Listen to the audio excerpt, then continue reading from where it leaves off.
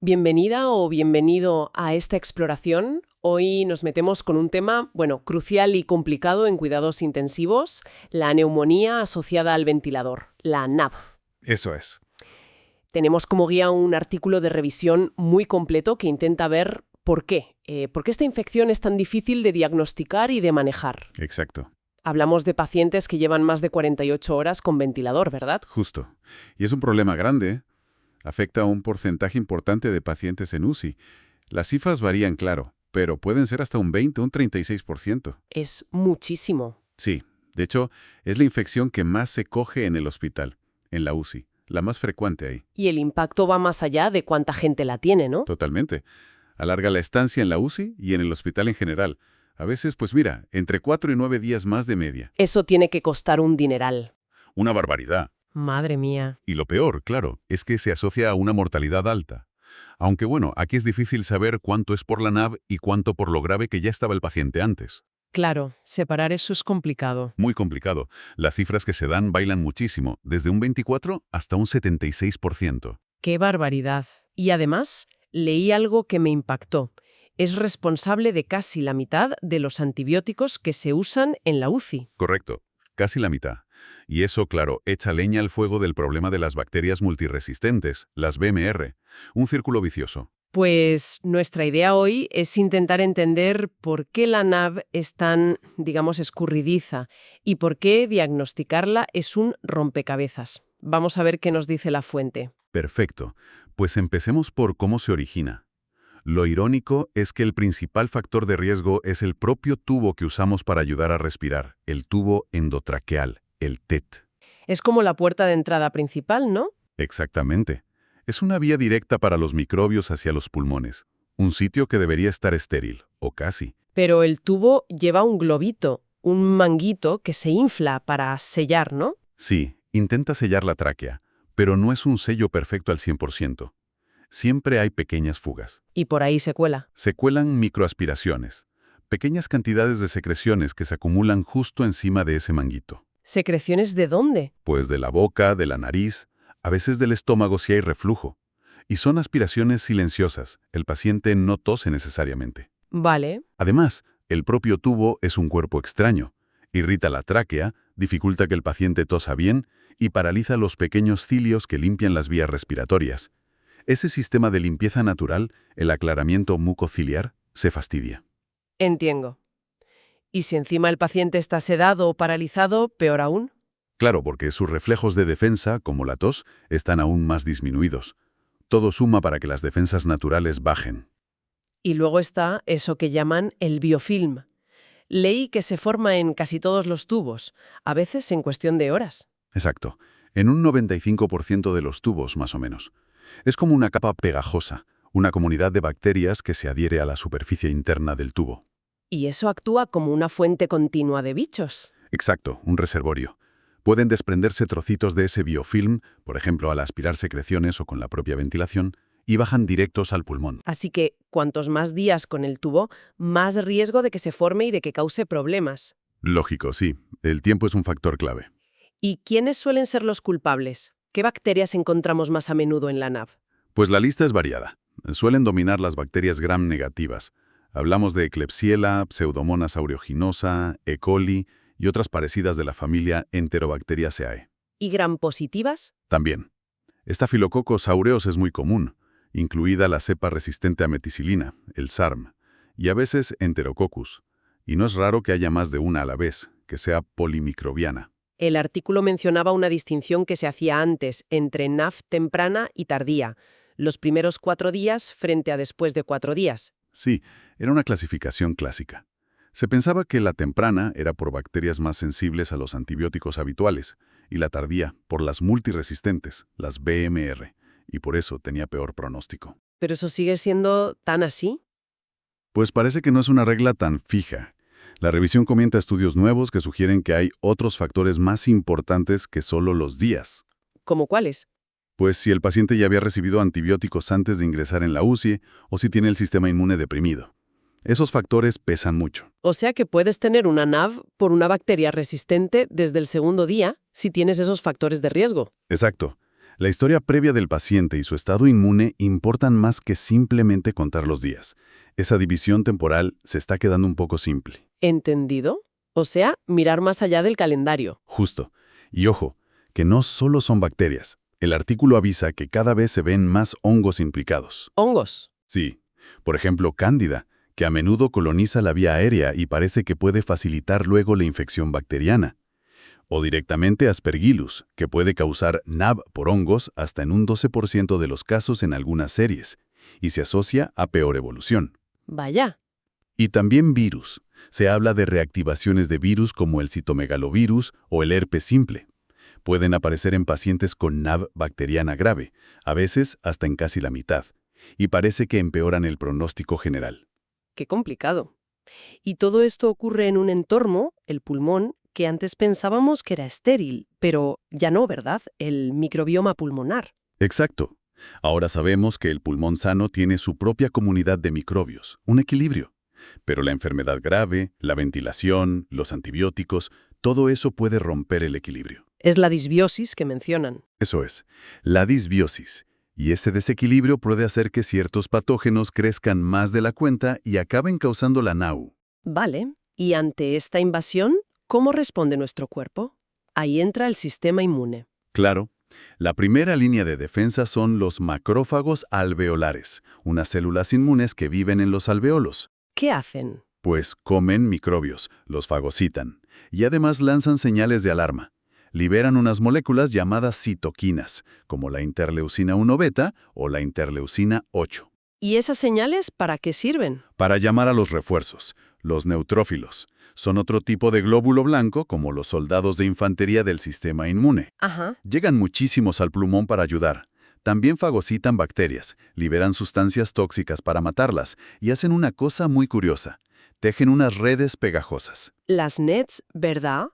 Las trampas extracelulares de neutrófilos. Esas mismas. Son como redes hechas de ADN y proteínas que atrapan y matan a los patógenos. Son un mecanismo de defensa importante. Pero creo que aquí venía una de esas complejidades de la NAF, ¿no? Que no todo es bueno con las nets. Efectivamente. Son un arma de doble filo. Son útiles para controlar la infección, sí, pero si se producen demasiadas o durante mucho tiempo, esa misma respuesta inflamatoria y esas redes pueden acabar dañando el propio tejido del pulmón. Entiendo. Contribuyen a la inflamación persistente. Y a eso hay que sumar que la propia ventilación mecánica, la presión del aire, el estirar y encoger el pulmón constantemente, también puede causar inflamación por sí misma. Es lo que se llama biotrauma. O sea que la propia terapia puede contribuir al problema. ¡Qué lío! Es una interacción compleja, sí. Entonces, si miráramos un trocito de pulmón con NAF al microscopio, ¿qué veríamos? Pues veríamos inflamación, muchos leucocitos, sobre todo neutrófilos, metidos en los bronquiolos y en los alveolos. Y veríamos consolidación, o sea, los saquitos de aire, los alveolos, llenos de líquido inflamatorio de pus. ¿Y es uniforme? No, para nada. Es un proceso dinámico y muy parcheado. Puede empezar como una inflamación de los bronquios pequeños, una bronquiolitis, luego evolucionar a focos de neumonía, bronquioneumonía, que se van juntando. En casos graves, hasta puede haber destrucción de tejido y formación de abscesos. Y suele afectar a los dos pulmones, sobre todo abajo, ¿no? Sí, a menudo es bilateral y predomina en las bases, en los lóbulos inferiores. Esta naturaleza parcheada y heterogénea ya nos da una pista de por qué va a ser tan difícil diagnosticarla solo con una radiografía, por ejemplo. Claro. Y eso nos lleva directos al gran problema, el diagnóstico. El artículo es muy claro aquí. No hay un acuerdo universal. Es tan variable que la incidencia en un mismo grupo de pacientes puede ir del 4% al 42% solo cambiando los criterios que uses. Es una locura, sí. Es el meollo de la cuestión. La única forma de estar seguro al 100% sería mirar el tejido, ¿no? Una biopsia o una autopsia. Exacto. La histopatología sería el patrón oro. Pero, claro, eso no se puede hacer en el día a día con un paciente en la UCI. Es inviable. Entonces, ¿qué hacemos? ¿Nos basamos en pistas indirectas? Eso es. Combinamos la clínica, los signos y síntomas, la radiología, las imágenes, y la microbiología, buscar el germen. Pero cada una de estas patas tiene sus problemas, sus limitaciones. Vamos por partes. La clínica. Fiebre, Que las secreciones del tubo sean purulentas, que suban los glóbulos blancos, suena a infección, ¿no? Suena, pero en un paciente crítico de UCI, esos signos son súper inespecíficos. ¿Por qué? Porque hay 1000 cosas que pueden dar fiebre o leucocitosis en la UCI. La propia enfermedad que le llevó allí, otras infecciones en otros sitios, una reacción inflamatoria sistémica. Claro. La sensibilidad y especificidad de estos signos clínicos cuando se comparan con la autopsia, pues no son maravillosas, rondan el 70-75%. Y además, la tos puede no existir por la sedación, y lo de si las secreciones son más purulentas que ayer, pues es bastante subjetivo. Vale, son señales de alerta, pero poco más. Exacto, no confirman NAP por sí solas. Pasamos a las imágenes. ¿Qué buscamos? Buscamos ver una mancha nueva en el pulmón, un infiltrado o que uno que ya existía empeore. ¿Y qué usamos para verlo? La prueba que mejor ve el pulmón es la tomografía computarizada, el TAC o TC. Da imágenes en 3D muy detalladas. Pero tiene inconvenientes importantes en UCI. Muchísimos. Hay que sacar al paciente de la UCI, llevarlo a radiología. Eso implica mover a un paciente inestable con todos sus cables y tubos. El artículo dice que hasta un 30% de estos traslados tienen algún evento adverso. ¿Un 30%? Sí. Además, requiere más sedación y es una dosis de radiación considerable. Por eso, el TAC se suele reservar para casos complicados, dudosos. No se hace de rutina para diagnosticar NAV. Lo que sí se hace mucho es la radiografía de tórax portátil, la RXT. Claro, porque se hace allí mismo, en la cama del paciente. Es rápida, barata, accesible. Pero interpretar una placa de tórax en un paciente de UCI es complicado. ¿Por qué? Es una imagen en 2D, plana. Todo se superpone. El paciente suele estar tumbado, no puede inspirar hondo. La calidad a veces es regular. Y muchas cosas pueden parecer una neumonía sin serlo. Exacto. Zonas de pulmón colapsadas, atelectasias. Líquido, edema pulmonar. El propio daño pulmonar del síndrome de dificultad respiratoria aguda, SDRA. Todo eso puede dar imágenes parecidas a un infiltrado neumónico.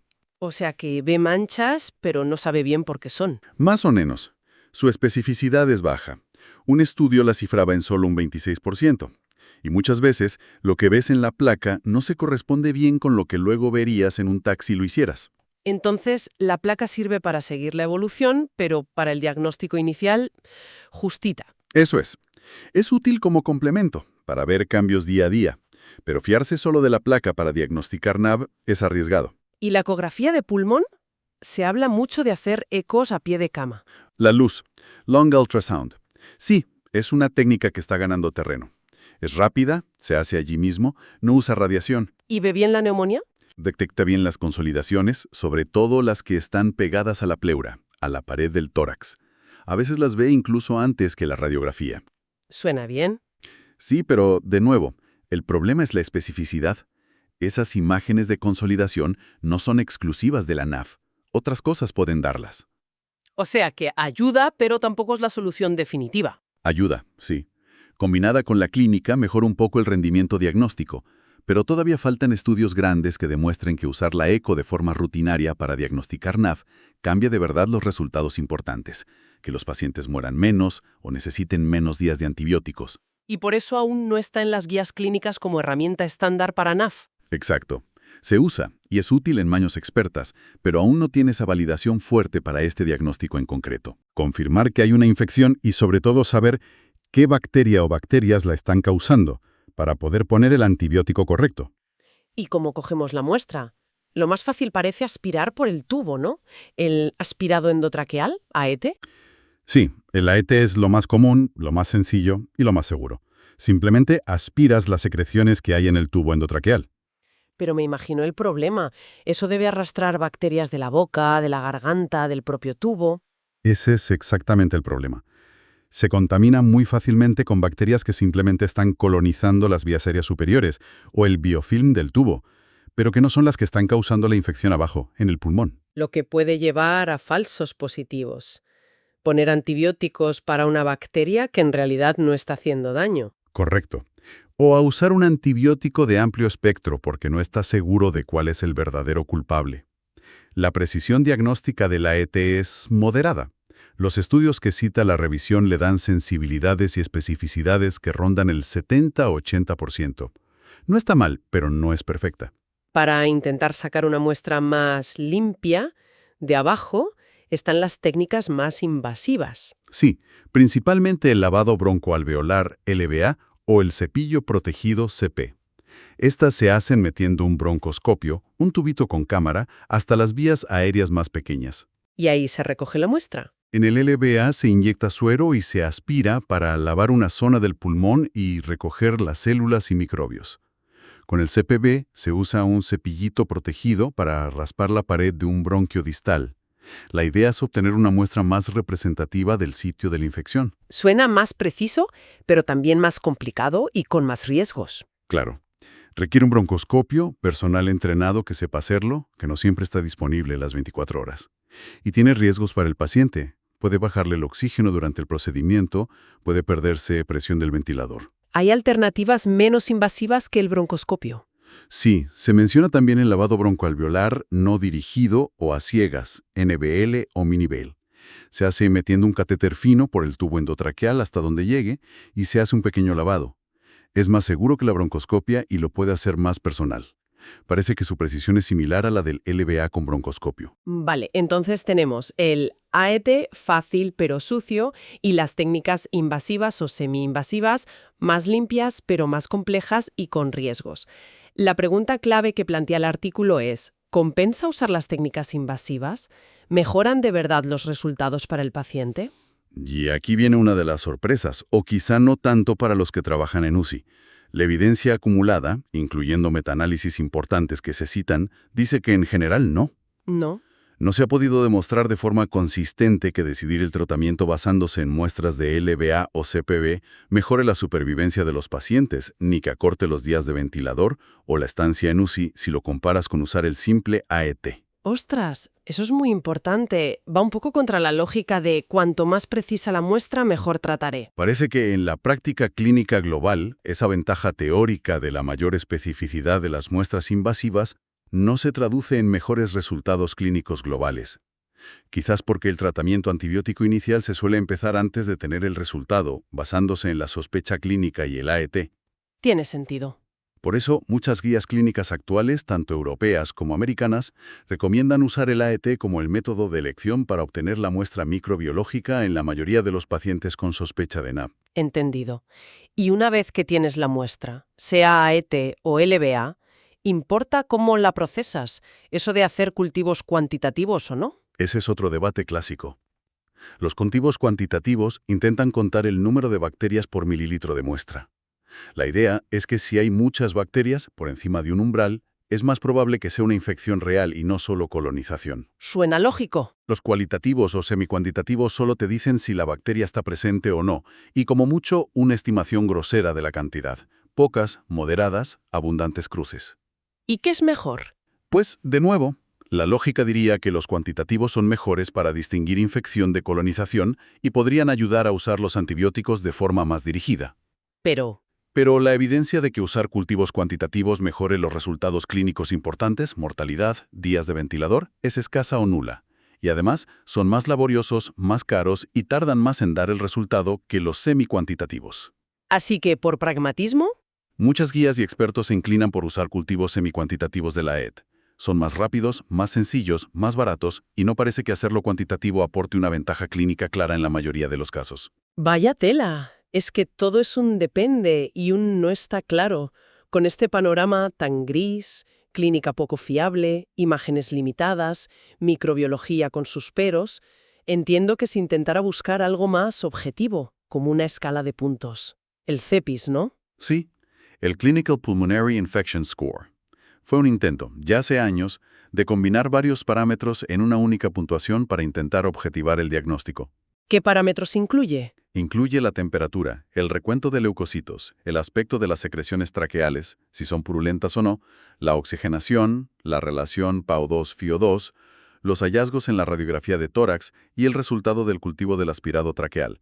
Se puntúa cada ítem y se suman. ¿Y si da más de un cierto valor, sugiere NAB? La idea original era que una puntuación mayor de 6 puntos sugería una alta probabilidad de NAB. ¿Y qué tal funciona en la práctica? Pues, regular. Los estudios iniciales que la desarrollaron le daban una buena precisión, pero los estudios posteriores que intentaron validarla en otras poblaciones han encontrado resultados mucho más modestos y muy variables. ¿Por qué? Probablemente porque muchos de sus componentes siguen siendo subjetivos. ¿Cómo de purulenta es la secreción? ¿Ha empeorado significativamente la radiografía? Eso depende mucho del observador. Su fiabilidad entre distintos médicos es limitada. O sea que como herramienta única de diagnóstico, no vale. No. Se puede usar como una ayuda, como un elemento más a considerar dentro del cuadro global. Algunos incluso sugieren que puede ser más útil para monitorizar la respuesta al tratamiento. Si baja la puntuación, es buena señal, que para el diagnóstico inicial. Pero fiarse solo del CEPIS es insuficiente. Nos queda hablar de los biomarcadores. Se oye mucho hablar de la procalcitonina, PCT, la proteína C reactiva, PCR. ¿Sirven para diagnosticar la NAV? Se han investigado muchísimos biomarcadores. El artículo dice que casi 200. En sangre, en el aire expirado, en las secreciones. ¿Y hay alguno que sea la clave? Pues lamentablemente no. Ninguno ha demostrado ser lo suficientemente específico para la NAV. La PCT, la PCR, la IL6, la IL8, el STARN1, todos estos marcadores se elevan en muchas situaciones de inflamación o infección en pacientes críticos, no solo en la NAV. O sea, indican que algo pasa, pero no necesariamente que sea una neumonía. Exacto. Su utilidad para el diagnóstico inicial de NAV es muy limitada. Los estudios dan resultados muy inconsistentes. ¿Y no sirven para nada entonces? Bueno, sí tienen una utilidad, sobre todo la PCT. Varios estudios sugieren que medir sus niveles a lo largo del tiempo puede ayudar a decidir cuándo parar los antibióticos de forma segura. Si la PCT baja claramente, indica que la infección se está resolviendo y quizás se pueda acortar el tratamiento. Ah, vale. O sea, más para guiar la duración del tratamiento que para el diagnóstico inicial. Eso parece ser lo más prometedor ahora mismo para la PCT. Pero para decir esto es NAV y esto no, todavía no tenemos ese biomarcador ideal. Uf, pues sí que es complicado el tema. El diagnóstico parece un verdadero laberinto. Si todo es tan imperfecto, ¿hacia dónde podemos mirar para mejorar en el futuro? Pues el artículo dedica una parte a explorar nuevas vías. Y una muy destacada es la inteligencia artificial, la IA. La IA para diagnosticar neumonías. ¿Cómo? La idea es usar algoritmos de aprendizaje automático, machine learning, para que analicen la cantidad gigantesca de datos que se generan continuamente en una UCI. ¿Qué tipo de datos? Todo. Constantes vitales segundo a segundo, parámetros del ventilador, resultados de análisis de sangre, incluso el texto de las notas clínicas que escriben médicos y enfermeras. ¿Y qué haría la IA con todo eso? Buscar patrones. Patrones sutiles que el ojo humano quizá no ve, pero que podrían predecir qué pacientes tienen más riesgo de desarrollar NAV, o incluso ayudar a hacer el diagnóstico antes o con más certeza que con las herramientas actuales como el CEPIS. Suena potente. También se está investigando mucho en usar IA para ayudar a interpretar las imágenes, como las radiografías o los tags. Algoritmos que detecten infiltrados sospechosos, por ejemplo. ¿Tiene lógica usar la capacidad de cómputo para esto? ¿Ya hay resultados? Hay estudios preliminares, sí. La mayoría son retrospectivos, o sea, analizando datos del pasado. Y algunos sugieren que ciertos algoritmos de IA podrían predecir el riesgo de NAB mejor que la escala CPIs, por ejemplo. Pero aún está en pañales, imagino. Sí, estamos en fases iniciales. Hace falta mucha más investigación. Sobre todo, se necesitan estudios prospectivos que prueben estos algoritmos en tiempo real, en el mundo clínico, para ver si de verdad funcionan, si son seguros y si realmente mejoran los resultados para los pacientes. Y habrá temas de privacidad, de sesgos. Por supuesto. Hay que asegurar que los algoritmos sean justos, que no discriminen, que los datos se usen de forma ética y protegiendo la privacidad. Es un campo con mucho potencial, pero hay que desarrollarlo con cautela y rigor. Y mencionas la equidad. El artículo también toca un punto importante. La NAV no afecta a todos por igual en el mundo. Es verdad. Señala que la carga de la NAV, tanto en frecuencia como en gravedad, parece ser mayor en países de ingresos bajos y medios. ¿Por qué? Probablemente por una combinación de factores: menos recursos para medidas de prevención, quizás diagnósticos más tardíos, acceso más limitado a ciertos antibióticos o pruebas, menos vigilancia epidemiológica. Y ahí, precisamente, podrían ayudar estas innovaciones. Podrían ser especialmente valiosas si se consiguen desarrollar herramientas diagnósticas o predictivas basadas en IA que sean asequibles y adaptables a esos entornos. Podrían tener un gran impacto. Pero claro, hay que asegurar que la innovación llegue y se implemente de forma justa en todo el mundo. Muy importante ese punto. Entonces, para ir cerrando esta exploración tan detallada, si tuvieras que resumir el estado actual del diagnóstico de la NAF, ¿qué dirías? Diría que sigue siendo uno de los grandes desafíos en la UCI. Que no tenemos una prueba mágica, ni clínica, ni radiológica, ni microbiológica, ni de biomarcadores. Y que la clave está en... En un enfoque pragmático y multimodal. Usar el juicio clínico, que sigue siendo fundamental, pero informado por todas las piezas del puzzle que tengamos. La evolución del paciente, los signos clínicos con sus limitaciones, las imágenes que podamos obtener, sabiendo lo que ven y lo que no, y los resultados de microbiología interpretándolos con cautela. Combinar todo, siendo conscientes de los pros y contras de cada cosa. Exacto. No obsesionarse con una certeza absoluta que probablemente no vamos a tener, sino tomar la mejor decisión posible, la más razonable, con la información disponible en cada momento.